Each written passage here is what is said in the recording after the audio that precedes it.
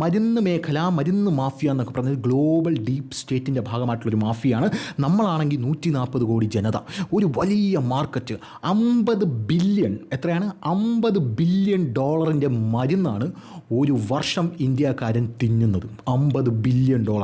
അപ്പോൾ ആലോചിച്ച് നോക്ക് എത്ര വലിയ വിപണിയാണ് നമ്മുടെ എന്ന്. അതിൽ ഏറ്റവും വലിയ വില്ലനായിട്ടുള്ളത് ഈ എണ്ണ ഉപയോഗവും ഈ ഫാറ്റി ലിവർ എന്ന് പറയുന്ന ഈ തുടക്കക്കാരനും, പിന്നെ അതിൻ്റെ പുറകെ വരുന്ന ബ്ലഡ് പ്രഷർ, കൊളസ്ട്രോൾ, ഷുഗർ, അങ്ങനെയുള്ള പല പല പല പല പല അസുഖങ്ങളും എല്ലാമാണ്.